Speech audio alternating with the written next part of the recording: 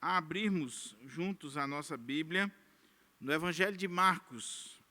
Evangelho de Marcos, capítulo 16. Nós vamos ler do verso 1 ao 20. Estaremos concluindo hoje a exposição do Evangelho de Marcos. Após mais de um ano expondo esse Evangelho, nós estaremos concluindo esta série de mensagens expositivas no Evangelho de Marcos. Se você perdeu alguma das mensagens, você pode aí no canal da nossa igreja, tem uma playlist com as mais de 60 pregações no Evangelho de Marcos. Então, para nós é uma honra, é um privilégio poder estar concluindo mais um livro da Sagrada Escritura e, com certeza, ele abençoou e abençoará sempre a nossa vida. Então, Marcos capítulo 16, versículo 1 ao 20, a conclusão do Evangelho. Diz assim a palavra do Senhor. Ao encerrar-se o sábado, Maria Madalena, Salomé e Maria, mãe de Tiago, compraram especiarias aromáticas para ungir o corpo de Jesus.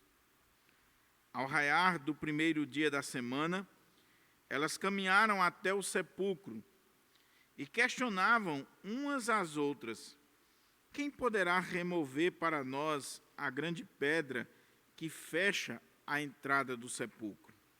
Contudo, ao se aproximarem do local, viram que aquela enorme pedra havia sido removida da entrada. E entrando no sepulcro, viram um jovem vestido de túnica branca, assentado à direita, e ficaram muito assustados. Não vos amedronteis, disse ele. Vós buscais a Jesus, o Nazareno, que morreu na cruz, pois ele foi ressuscitado, não está mais aqui. Vede o lugar onde o haviam depositado. Agora, ide, dizei aos discípulos dele e a Pedro, que ele está seguindo adiante de vós para a Galiléia. Lá vós o vereis, assim como ele vos predisse. Apavoradas e trêmulas, as mulheres saíram e fugiram do sepulcro e não informaram nada a ninguém, pois estavam assombradas e com medo.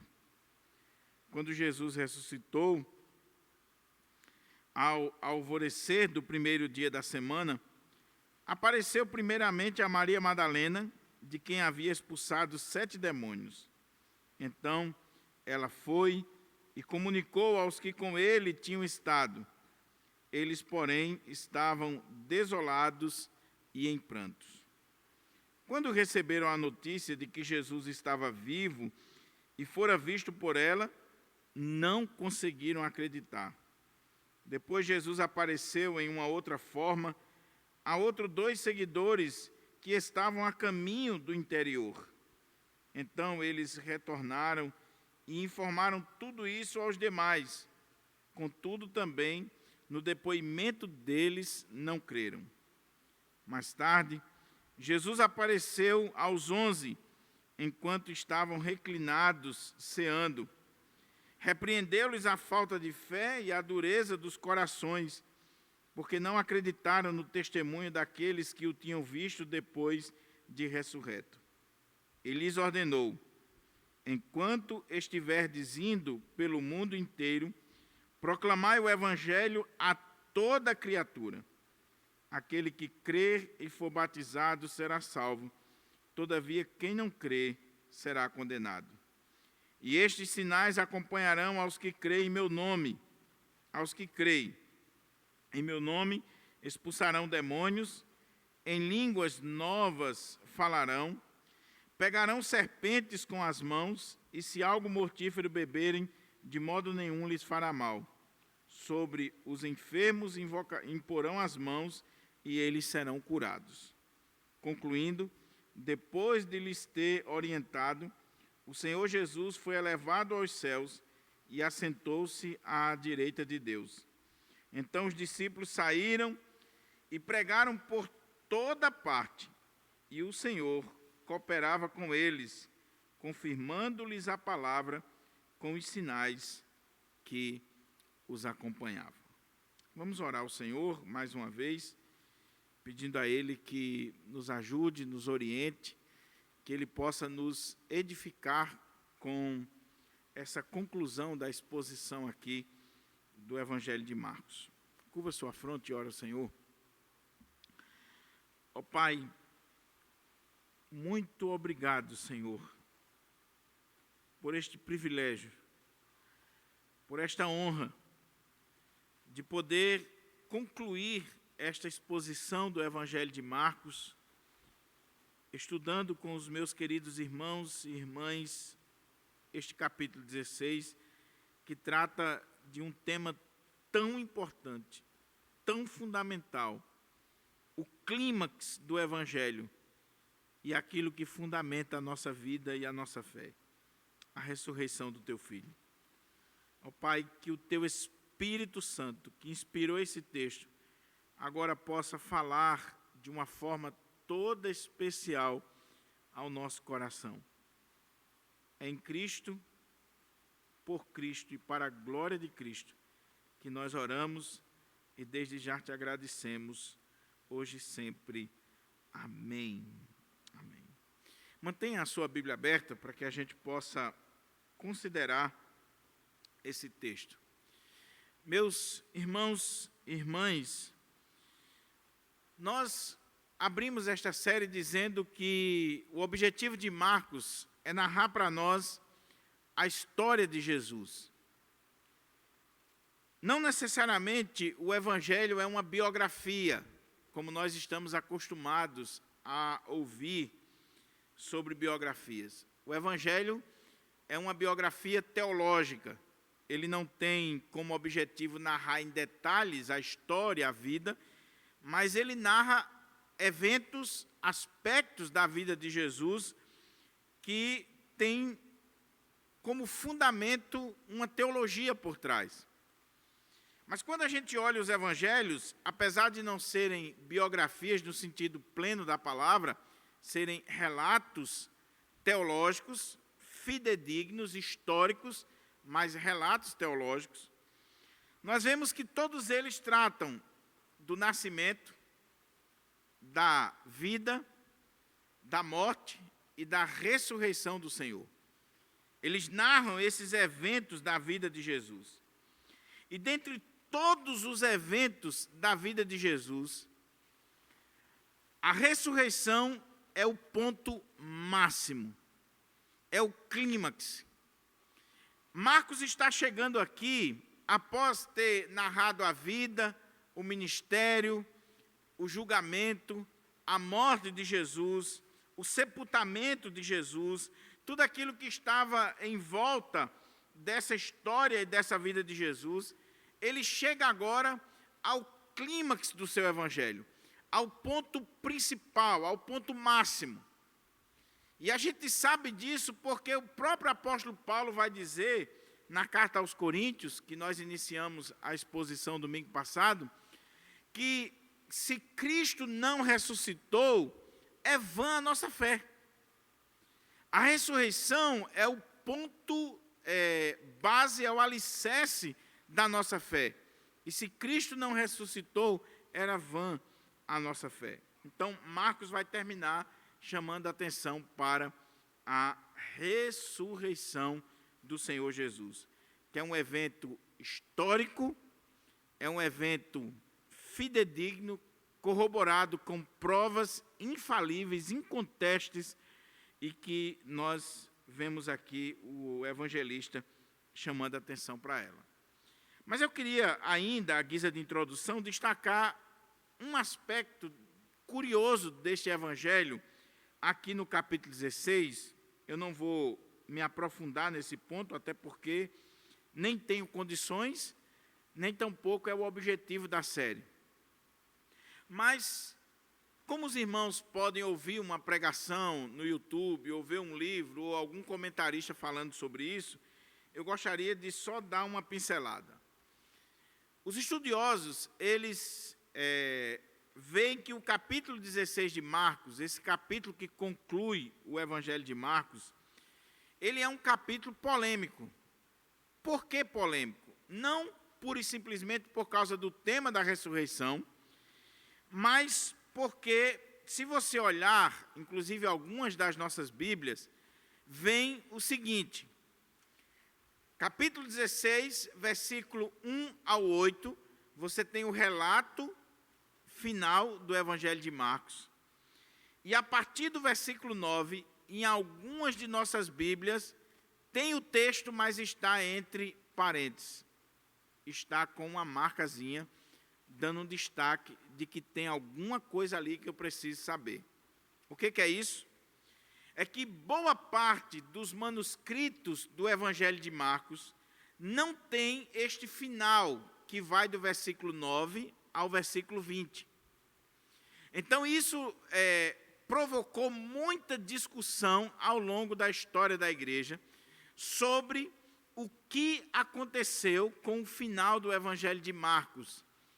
Esse pedaço que em alguns manuscritos não aparece, alguns dos melhores manuscritos que foram achados, que foram investigados, ele não aparece. Então, existe uma discussão muito grande em torno desse final do Evangelho de Marcos.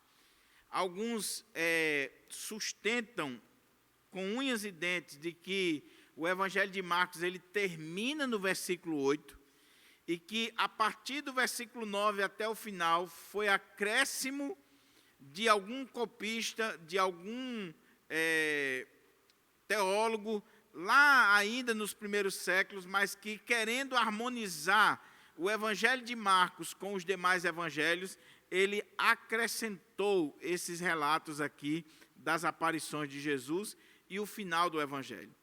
Outros estudiosos, também de ponta, eles vão defender que não, que apesar de alguns manuscritos não terem este final, do verso 9 ao 20, mas esse final do verso 9 ao 20, ele é perfeitamente colocado aí e, com certeza, ele fazia parte do manuscrito original do Evangelho de Marcos. Então, tem toda uma discussão, eu não vou entrar nessa discussão aqui, é uma discussão que envolve manuscritos, arqueologia, que envolve aspectos teológicos, não é o meu objetivo. Só quero dizer que eu creio também que o texto todo do capítulo 16, do verso 1 até o 20, no meu entender, ele realmente fazia parte do texto de Marcos, do manuscrito original. Mas é outra discussão, não é o nosso objetivo aqui. Então, vamos olhar para o texto, e a partir da leitura do texto, nós vamos tirar daqui algumas lições. É muito interessante que primeiro Marcos fala desse relato da ressurreição de Jesus, depois ele dá 3 exemplos de aparições, de revelações do Senhor Jesus, e ele vai concluir com a grande comissão e com a ascensão do Senhor Jesus. E por que Marcos está fazendo isso? Se você olhar as mensagens anteriores e os capítulos anteriores, nós vimos aquilo que na teologia chama-se a humilhação de Cristo. A humilhação de Cristo, o sofrimento de Cristo, a paixão de Cristo. Então, ele foi julgado injustamente, ele foi condenado injustamente, ele foi morto, ele foi sepultado, e isso é a humilhação de Cristo. Ele morreu na cruz. A pior morte que alguém poderia ter era a morte de cruz. Escândalo para os judeus, loucura para os gentios. Um romano, ele não queria nem pronunciar esse nome. Um cidadão romano não era condenado à morte por crucificação. E Paulo vai colocar lá em Filipenses, que Cristo, ele se humilhou a tal ponto que assumiu a forma de servo e ele morreu a morte de cruz. Mas aí Paulo diz que Deus o exaltou sobremaneira ele deu um nome que está acima de todo nome.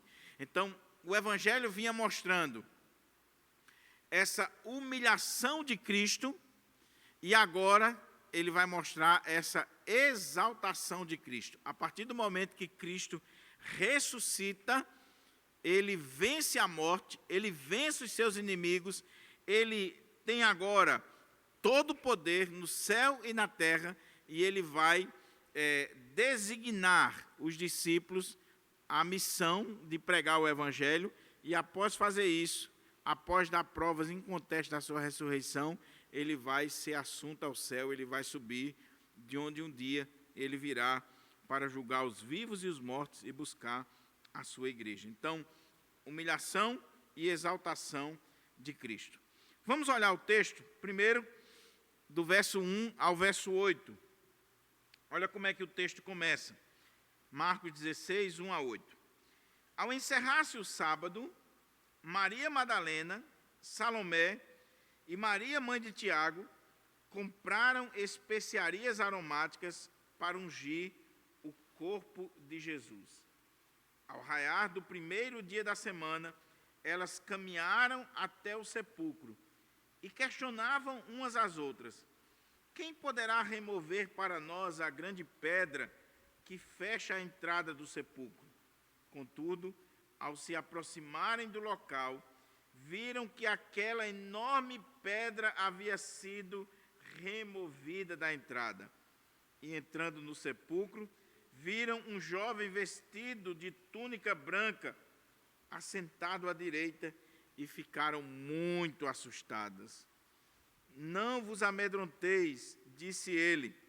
Vós buscais a Jesus, o Nazareno, que morreu na cruz, pois ele foi ressuscitado. Não está mais aqui.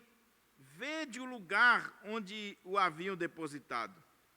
Agora ide, dizei aos seus discípulos, aos discípulos dele e a Pedro, que ele está seguindo adiante de vós para a Galiléia. Lá vós o vereis, assim como ele vos predisse. Apavoradas e trêmulas, as mulheres saíram e fugiram do sepulcro, e não informaram nada a ninguém, pois estavam assombradas e com medo. Só mais um destaque, antes de nós considerarmos esses versos. Você só vai compreender o Evangelho se você lê os 4 Evangelhos e você junta as narrativas, compara as narrativas. Não existe contradição nos Evangelhos, existe complemento. Um está dando um destaque que o outro não deu, é a mesma história, são os mesmos eventos, os mesmos fatos, mas estão dando destaques.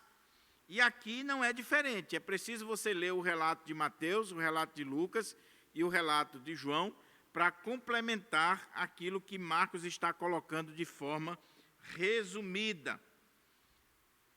O texto começa dizendo que, ao encerrar-se o sábado, Jesus foi crucificado na sexta-feira e às 18 horas da sexta-feira começava o sábado, então o judeu não faz absolutamente nada, não poderia resolver nenhum tipo de problema. Vocês sabem muito bem que José de Arimateia e Nicodemos, eles pegaram o corpo de Jesus, envolveram num lençol, colocaram lá no túmulo novo de José de Arimateia, antes de encerrar a sexta-feira, porque senão ia ter que ficar exposto no sábado o dia todo às aves, ao sol, à chuva, a qualquer coisa. Era assim que os prisioneiros, aqueles que eram crucificados, ficavam. Eles eram expostos diante das pessoas naquela cruz. E Jesus não, Jesus morreu, e antes de começar o sábado, às 18 horas da sexta-feira, encerrar a sexta-feira, ele foi sepultado. E diz o texto que, ao encerrar-se o sábado, Maria Madalena, Salomé e Maria, mãe de Tiago, compraram especiarias aromáticas para ungir o corpo de Jesus. Essas mulheres, se você olhar desde o capítulo 14, elas estão presentes no ministério de Jesus. Elas viram o julgamento, elas estavam presentes na hora da crucificação, e quando tiraram o corpo de Jesus e levaram para ser sepultado, diz o capítulo 15 que elas estavam ali observando, elas estavam vendo aonde ele foi depositado. Olha aí o finalzinho do capítulo 15, o verso 47. Ora, Maria Madalena e Maria, mãe de José, viram onde ele fora depositado. As mulheres estavam atentas, elas estavam observando tudo que estava sendo feito com o corpo de Jesus. Como o judeu guarda o sábado, no sábado não fizeram nada, então elas, quando encerrou o sábado, às 18 horas do sábado, ainda à noite, elas compraram especiarias, olha o que diz o texto, aromáticas para ungir o corpo de Jesus. Que coisa extraordinária, meus irmãos, nós aprendemos com essas mulheres. Porque essas mulheres não só estiveram presentes em todo o ministério de Jesus, servindo a Jesus, estando ali, dedicando-se integralmente ao Senhor Jesus e ao ministério que o Senhor Jesus reservou para elas, mas elas têm um carinho, um cuidado, um amor tão grande pelo Senhor, que ao verem aquele sepultamento que foi feito às pressas, que foi feito com amor também por parte de José, por parte de Nicodemos, eles fizeram com amor, mas eram homens, e homem não é detalhista. Então eles compraram o lençol, envolveram o corpo do Senhor no lençol e levaram e sepultaram ali naquele túmulo novo. As mulheres observaram, e o que ficou no coração daquelas mulheres foi o seguinte: o meu Senhor não foi sepultado da forma como deveria ser. Nós precisamos honrá-lo mais e mais e mais. Nós precisamos dar o melhor para ele. Nós precisamos fazer algo que realmente honre o nosso Senhor. Jesus já havia sido ungido para a sua morte uma semana antes, quando aquela mulher quebrou o vaso de alabastro e derramou sobre ele. Aqueles homens embalsamaram o corpo de Jesus, com certeza, mas essas mulheres aqui, elas ainda queriam honrar o Senhor. E o texto diz que elas compraram especiarias aromáticas para ungir o corpo de Jesus. Compraram à noite. Ao raiar do primeiro dia da semana, elas caminharam até o sepulcro. Se você comparar o relato dos evangelhos, alguns vão dizer que foi escurecendo, outro vai dizer que ainda era madrugada, mas o ponto aqui é que o dia estava amanhecendo. Veja, elas compraram depois das 18 horas do sábado, que já é o domingo. E aí, à noite, já se combinaram de logo cedo irem ao sepulcro, honrar o Senhor Jesus. Esse ungir aqui era como se o que a gente faz hoje, de você ir no túmulo, colocar flores, de você honrar aquela pessoa, de você ter todo um respeito, um carinho. Elas tiveram esse sentimento no coração. E elas vão caminhando. E ao raiar do primeiro dia da semana, elas caminharam até o sepulcro. Elas viram o sepulcro, elas viram onde ele foi colocado e caminharam até aquele sepulcro. Um detalhe, meus irmãos, que faz toda a diferença para nós. O relato dos evangelhos a respeito da ressurreição de Jesus, ele é tão fiel, ele é tão digno de crédito, que se isso aqui fosse uma história inventada, criada pelo autor, para promover o Senhor Jesus, algo da mente dele, o que ele diria? Que essas mulheres foram ali porque elas acreditavam na ressurreição, porque elas tinham esperança de ver o corpo, de ver Jesus já ressuscitado. O que o texto diz? Elas foram ali para cuidar do corpo de Jesus, elas foram no túmulo, ou seja, não existe nenhum tipo de fantasia, não existe nenhum tipo de artifício para querer criar uma história inventada. Não. O que existe aqui é um relato fidedigno. As mulheres foram lá porque Jesus tinha morrido, Jesus tinha sido sepultado e elas queriam honrar o seu Senhor. Pastor, mas elas não tinham ouvido falar. Jesus falou várias vezes que ressuscitaria ao terceiro dia, sim, mas elas não entenderam muito bem, assim como os discípulos. Ele morreu e elas foram para honrar, para ungir, para prestar homenagens ao Senhor. E elas estão caminhando até o sepulcro para honrar o Senhor Jesus. E uma pergunta estava no coração delas. Elas questionavam. E questionavam umas às outras: quem poderá remover para nós a grande pedra que fecha a entrada do sepulcro? Quando elas viram o corpo de Jesus sendo colocado naquela tumba, naquele túmulo cravado numa rocha, elas viram também que uma pedra foi rolada. E, meus irmãos, olha a expressão que Marcos coloca aqui: grande pedra. Mateus vai dar esse destaque também. E os estudiosos dizem que essa pedra que era rolada na frente do túmulo era uma pedra que precisava 40 homens para rolar essa pedra. Era toneladas. Não era uma pedra qualquer. E essas mulheres, elas estão indo com essa pergunta no coração, com esse questionamento no coração: mas quem vai mover a pedra que fecha a entrada do sepulcro? Quem é que vai mover para nós? Veja, meus irmãos, que coisa maravilhosa. Porque elas poderiam ter qualquer desculpa para não honrar o seu Senhor, para não levar aquela última homenagem. Elas poderiam dizer que já passou um dia, elas poderiam dizer que não tinha como remover a pedra, elas poderiam dizer que os próprios discípulos não estavam com elas apoiando, elas poderiam criar qualquer coisa, mas havia no coração dessas mulheres um sentimento de gratidão, de amor, de desprendimento, de querer honrar, homenagear, de querer estar ali com o seu Senhor.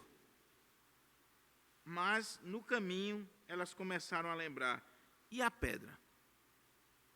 E por que o Evangelho está dando esse destaque, meus irmãos?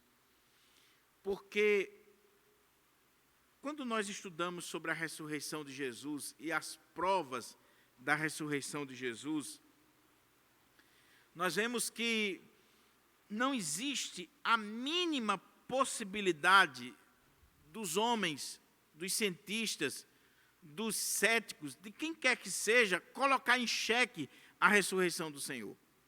Eu não tenho condições de entrar em detalhes aqui, mas existe um livro, por exemplo, do Josh McDowell, que é Mais que um Carpinteiro, onde ele narra as provas da ressurreição do Senhor. E dentre elas, você vê aqui que no túmulo que Jesus foi colocado, existia uma grande pedra que foi rolada à frente daquele túmulo. Uma pedra que precisava de 40 homens, no mínimo, para rolar. Foi colocada ali guardas, mandada pelo governador. Aquela pedra foi selada com o selo imperial. Mas, de repente, contudo, ao se aproximarem do local, viram que aquela pedra enorme havia sido removida da entrada. E, entrando no sepulcro, viram um jovem vestido de túnica branca, assentado à direita, e ficando muito assustadas. Não vos amedronteis, disse ele, vós buscais a Jesus o Nazareno, que morreu na cruz, pois ele foi ressuscitado, não está mais aqui, vede o lugar onde o haviam depositado.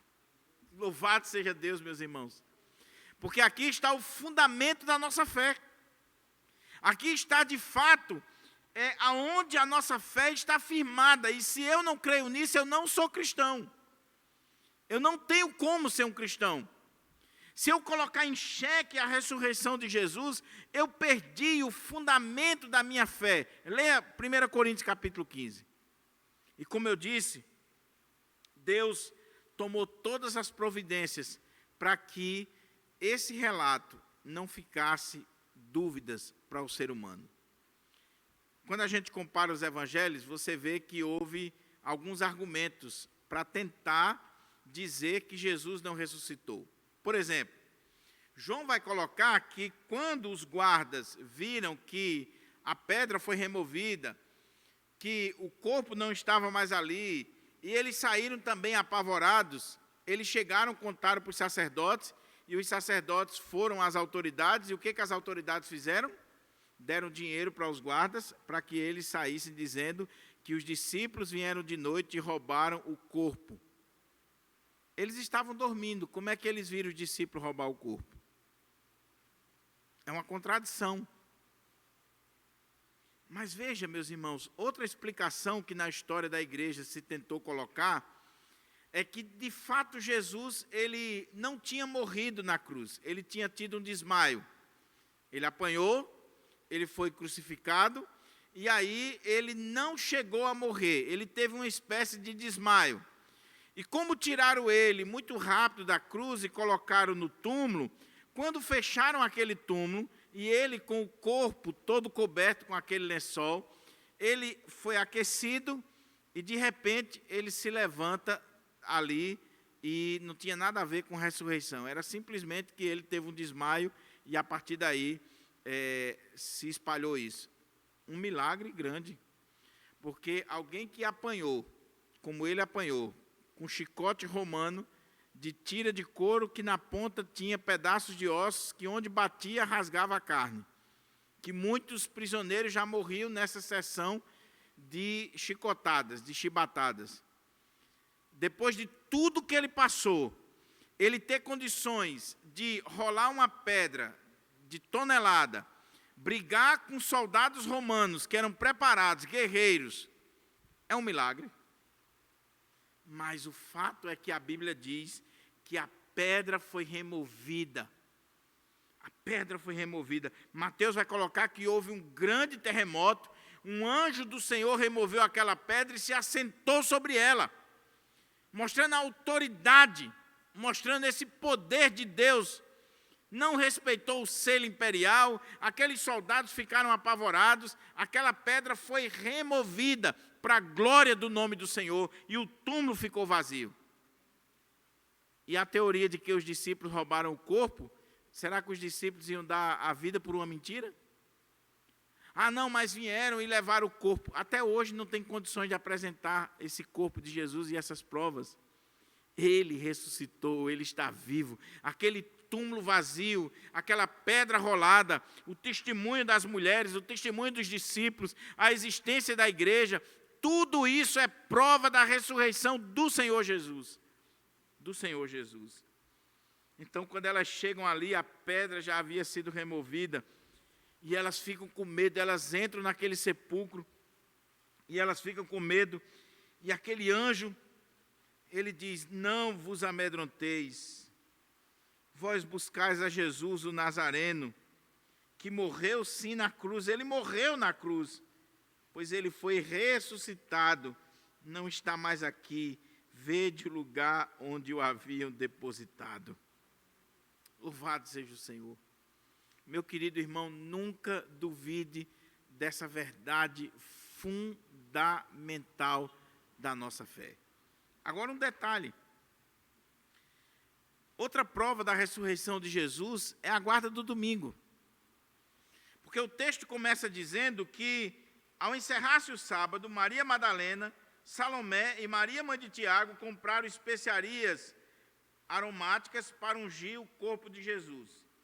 Ao raiar do primeiro dia da semana, elas caminharam até o sepulcro. E chegando lá, elas comprovaram que Jesus havia ressuscitado no primeiro dia da semana, no domingo. Ele morre na sexta-feira, Na mesma sexta-feira, ele é sepultado, ele passa o sábado e no domingo ele ressuscita. Então, por isso que ele passou 3 dias ali. Ele ressuscita no domingo e, a partir disso, entendendo que a ressurreição é o ponto máximo da nossa fé, os discípulos e a igreja cristã entendeu que o domingo é o dia mais importante para o crente. Por quê? Porque é o dia onde nós celebramos a ressurreição do Senhor Jesus. É o domingo, é o dia do Senhor. E aí você vê, Jesus ressuscita no domingo, Jesus aparece aos discípulos, às mulheres primeiro no domingo, depois ele aparece aos discípulos no domingo, 8 dias depois ele aparece mais uma vez no domingo, lá na ilha de Patmos ele aparece a João no domingo, e a igreja do Senhor ao longo da história, ela vai entender que o domingo é o dia do Senhor. Por isso, meu querido irmão, que você, que sua família, você que está me assistindo, você tem que valorizar o domingo. O domingo é o dia do Senhor, é o dia da ressurreição. E como eu disse, se Cristo não ressuscitou, é vã a nossa fé. Mas como Ele ressuscitou, como Ele está vivo, nós celebramos a vitória do Cordeiro de Deus no domingo, no dia do Senhor. É o dia mais importante para o crente. E o anjo disse, não se amedronte. Ele não está mais aqui, Ele ressuscitou.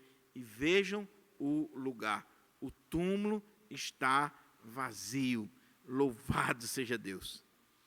E enquanto aquele túmulo estiver vazio, enquanto o homem não conseguir mostrar o corpo de Jesus, enquanto o homem não conseguir colocar por terra todas as evidências inexoráveis, incontroversas, absolutas da ressurreição do Senhor, nós estaremos nos reunindo no domingo, no dia do Senhor, para celebrar a vitória do Cordeiro de Deus.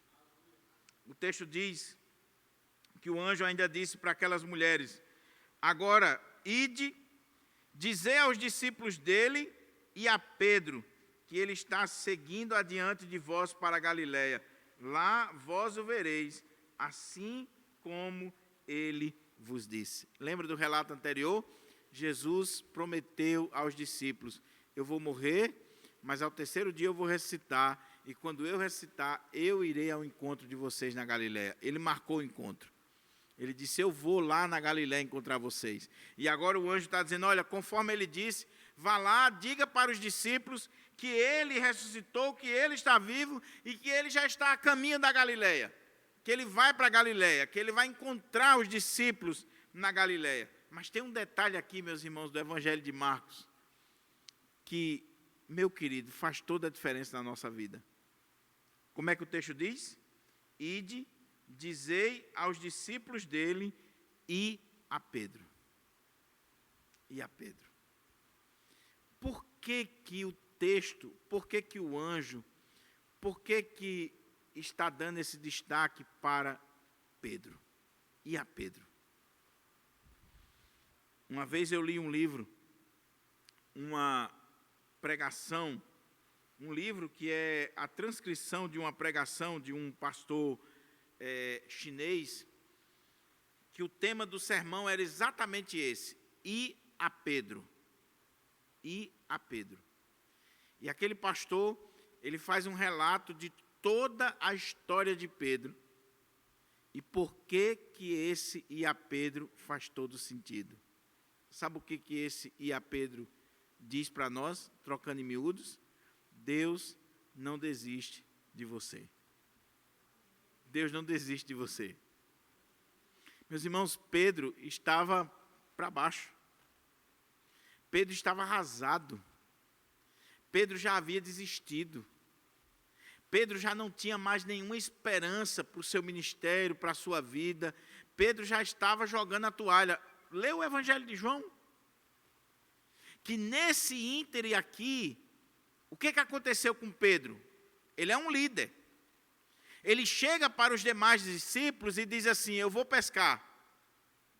Eu vou voltar para a minha velha vida, eu vou voltar para as redes, e os discípulos vão com eles. Pedro está desistindo, irmão. E Jesus manda um recado, diga a Pedro que eu vou encontrar ele na Galileia. E ele vai. E lá no Evangelho de João, capítulo 21, tem aquele encontro de Jesus com Pedro, que é um encontro emocionante, quando Jesus chega e começa a falar com Pedro, com aqueles homens que estão no barco, e quando Pedro nota que é o Senhor, ele vem aos pés do Senhor, e o Senhor diz: tu me amas? Senhor, tu sabes que eu te amo, apacenta as minhas ovelhas. Senhor, tu sabes que eu te amo, apacenta as minhas ovelhas. E aí Jesus pergunta a terceira vez: Pedro, tu me amas? E Pedro se entristece. E o Senhor diz: apacenta as minhas ovelhas. Eu tenho uma nova chance para você, Pedro. Eu tenho uma nova história para você. Eu não desisti de você. Esse e a Pedro é fundamental. É Deus dizendo: olha, Pedro, você pisou na bola, você errou, você é fraco, você tem defeitos, você fez aquilo que não deveria fazer, mas eu te amo, eu vou atrás de você, eu me importo com você, eu chamo você pelo nome. Eu chamo você pelo nome. E você pode colocar aqui, meus irmãos, e a Dixon, e a Amauri, a Renato, a Giovana, a Carminha, a cada um de nós. O Senhor ama a mim e você. Ele não desiste de nós. Ele não desiste de nós. E de dizer aos seus discípulos e a Pedro que ele está seguindo adiante de vós para a Galileia. Lá vós o vereis, como ele vos disse. Apavoradas e trêmulas, as mulheres saíram e fugiram do sepulcro e não informaram nada a ninguém, pois estavam assombradas e com medo. Aqui está a polêmica daquela terminação do Evangelho de Marcos. É que parece que há uma contradição com o que está sendo dito aqui e o que vem em seguida. Cria-se uma contradição. E com os demais evangelhos. Porque quando você olha os outros evangelhos, e a própria continuação aqui, diz que as mulheres foram desafiadas a falar, e elas falaram. Elas levaram a mensagem. Então, como é que no versículo 8, Marcos está dizendo que elas tiveram medo, que elas ficaram apavoradas, e que elas não disseram nada, e Lucas, Mateus, o próprio João vai colocar que elas comunicaram sim aos discípulos. E na própria sequência, diz que quando Jesus ressuscitou, ao alvorecer do primeiro dia da semana, ele apareceu primeiramente a Maria Madalena, de quem havia expulsado 7 demônios. Então ela foi e comunicou aos que com ele tinham estado. Eles, porém, estavam desolados e em prantos. Quando receberam a notícia de que Jesus estava vivo e fora visto por ela, não conseguiram acreditar. Ou seja, não parece uma contradição? Não parece que de fato o Evangelho de Marcos termina no verso 8 e a partir do verso 9 é outra coisa completamente diferente, que não tem nexo, não tem uma linha de pensamento? Só que Marcos é resumido. Lembra, Marcos tem um propósito teológico na sua narrativa. E ele veio narrando a ressurreição de Jesus, e ele mostra esse momento apoteótico na vida daquelas mulheres, a ponto de deixá-las assombradas, de deixar aquelas mulheres apavoradas e com medo, mas ele para a narrativa aqui, e ele já vai chamar a atenção para os 3 exemplos de aparição, a comissão e a ascensão do Senhor Jesus. Mas quando nós lemos os outros evangelhos, aí nós vemos sim que Jesus encontrou essas mulheres no jardim, que ele se revelou para elas, que ele deu uma missão para elas e que elas vão cumprir essa missão. Então não há contradição, não há problema, é só você comparar os evangelhos e fazer uma leitura com mais reflexão, com mais cuidado, que você vai ver que não tem nenhuma contradição e nenhum problema aqui. Mas qual é o ponto que eu quero destacar? É que aquela circunstância foi tão inusitada que as mulheres ficaram apavoradas. Elas ficaram com medo. Meus irmãos, quando elas viram aquele anjo, um jovem vestido de branco, Mateus vai dizer que as vestes daquele anjo eram resplandecentes, eram alvas como a neve, e eles estão ali, sentados à direita naquele túmulo, e eles estão dando essa mensagem para as mulheres, testemunhando que Jesus ressuscitou. E um detalhe, elas recebem a notícia antes dos apóstolos, antes dos discípulos. Elas foram honradas. Quando alguém diz que o evangelho é machista, é misógino, que a Bíblia desfavorece a mulher, não conhece a Bíblia. Porque realmente naquela cultura a mulher não tinha valor algum, o testemunho da mulher não era aceito, a palavra da mulher não tinha peso. Mas a quem Jesus vai mandar a mensagem em primeira mão da ressurreição? As mulheres. A quem ele vai aparecer em primeira mão? As mulheres. Quem vão ser os primeiros mensageiros ou mensageiras do evangelho? As mulheres. Por isso que o texto diz, quando Jesus ressuscitou, ao alvorecer do primeiro dia da semana, apareceu primeiramente a Maria Madalena, de quem havia expulsado 7 demônios. Ele não só aparece a mulheres, mas ele apareceu a uma mulher que era desprezada, que tinha uma vida completamente difícil, mas que foi transformada, que foi mudada pelo Senhor. O Senhor valorizando a mulher, o papel da mulher. E diz que ela foi e comunicou aos discípulos que o Senhor havia ressuscitado, mas eles não creram. Eles estavam desolados, eles estavam em prantos, eles não conseguiam acreditar. Eles não conseguiam entender. Quando a gente lê João e os outros evangelhos, você vai ver que quando chega a notícia, Pedro corre lá no túmulo, né? Ele corre lá para verificar em loco, mas a turma estava incrédula. Eles estavam com o pensamento, o entendimento como que embotado, eles não conseguiam entender. Por mais que o Senhor tenha falado que iria ressuscitar, não caiu a ficha para eles. Então diz o texto que depois Jesus apareceu em uma outra forma a outros 2 dos seguidores que estavam a caminho do interior. Então eles retomaram e informaram tudo isso aos demais. Contudo, também, no depoimento deles, não creram. Você lembra que Marcos está resumindo? Quem são esses aqui? Os 2 discípulos no caminho de Emaús, que João vai narrar, Lucas vai narrar no capítulo 24, em detalhes, toda aquela história. Jesus aparece caminhando com aqueles homens, eles estão preocupados, aflitos, falando sobre as últimas notícias, e aí o Senhor diz, que notícias são essas? Só você que não sabe? O que aconteceu a Jesus, o Nazareno, a gente achava que ele era o verdadeiro profeta, o Filho de Deus e tal, mas ele foi morto, já é esse o 3º dia, e ele não ressuscitou ainda e tal, e o Senhor vai conversando com eles, expondo as Escrituras, mostrando as profecias, e quando chega na casa, eles estão tão tomados com a palavra de Deus, que eles dizem assim, fica conosco, o dia já declina, mas era porque queriam ouvir mais da palavra. E quando no partir do pão o Senhor se revelou a eles, que eles conheceram que era o Senhor desapareceu. Na mesma hora da noite eles voltaram para Jerusalém para dizer, o Senhor ressuscitou e nós o vimos. E o nosso coração ardia quando ele pelo caminho nos expunha as Escrituras.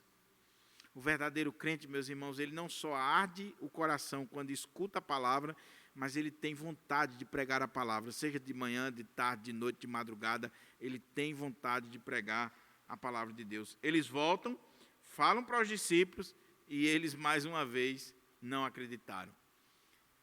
Nós não somos diferentes dos discípulos não, viu, irmão? Quantas vezes na nossa vida, por causa de uma unha encravada, a gente acha que Deus não existe, que o Senhor não nos ama, que o Senhor não está conosco.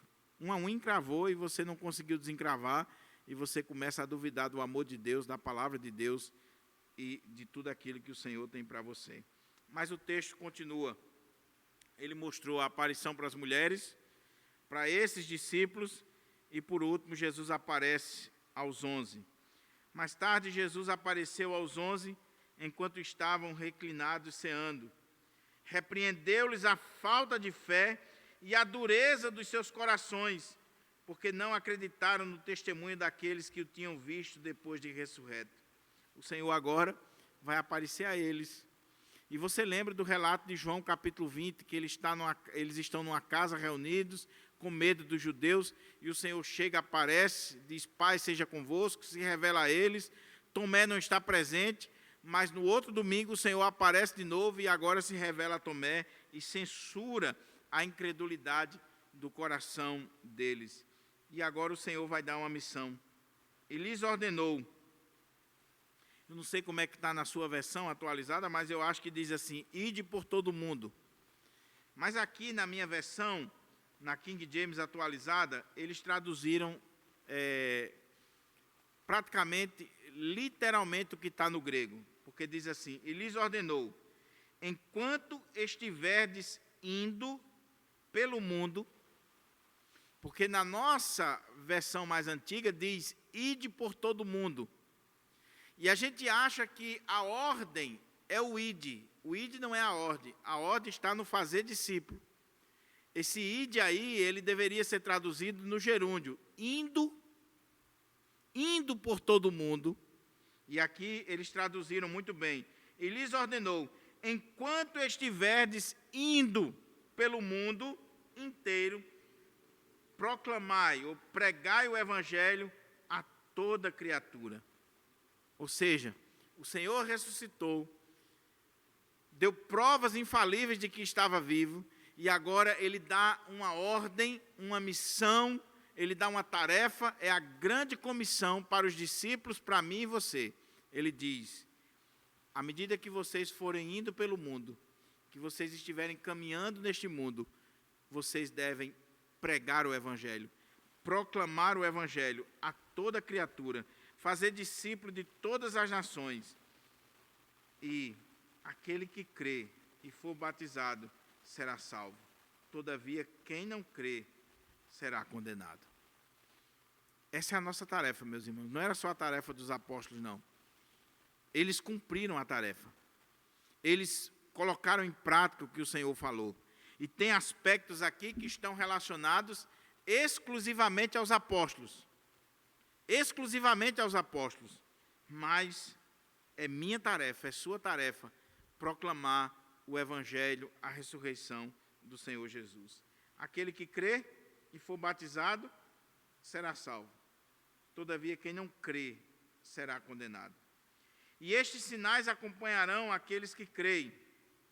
Em meu nome expulsarão demônios, em novas línguas falarão, pegarão em serpente com as mãos, e se algo mortífero beberem, de modo nenhum lhes fará mal. Sobre os enfermos imporão as mãos, e estes serão curados.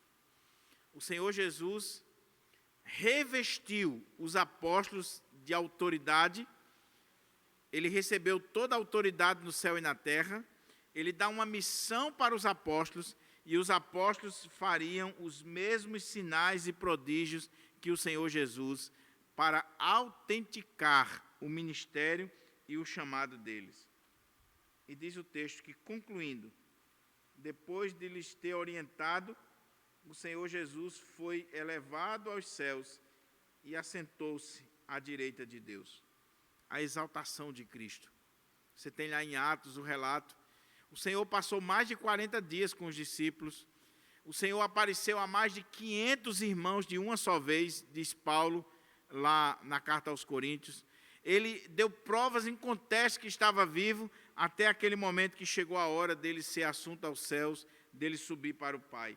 E ele deu a missão, ele sobe para o Pai. E o que diz o texto?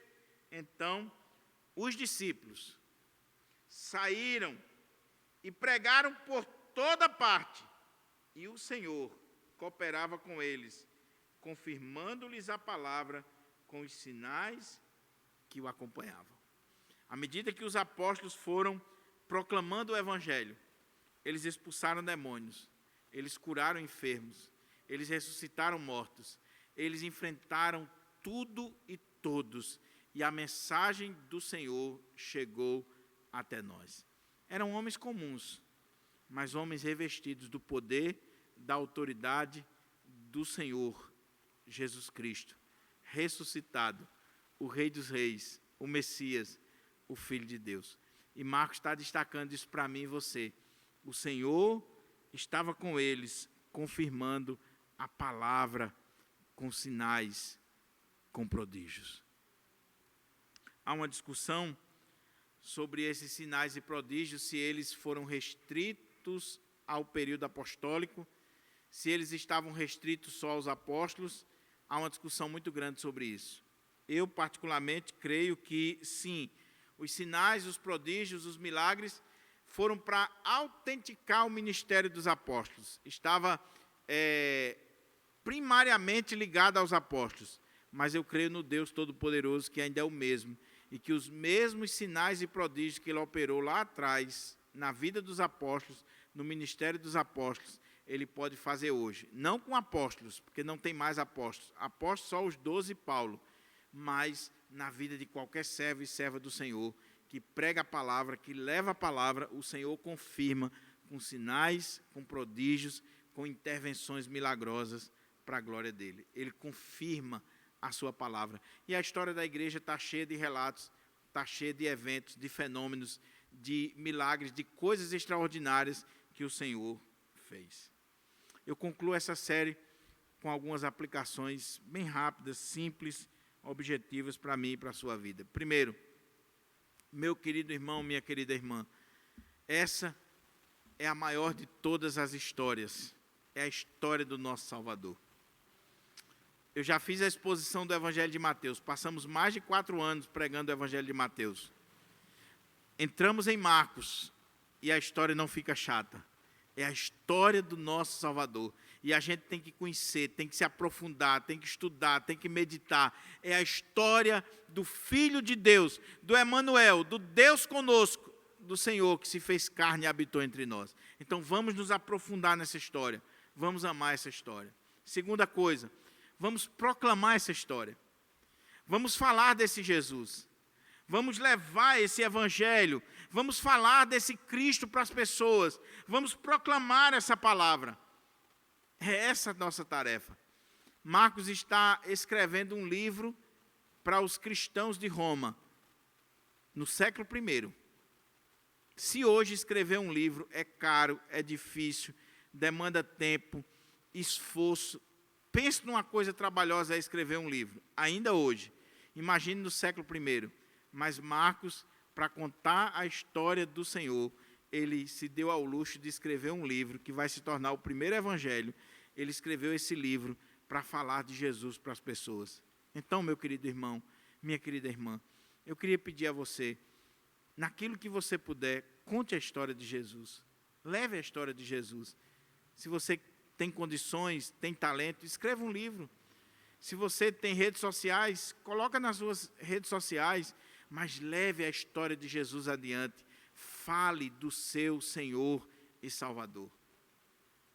Terceiro lugar, nunca esqueça, a nós compete pregar ao Senhor, confirmar a palavra e salvar aqueles que ouvem.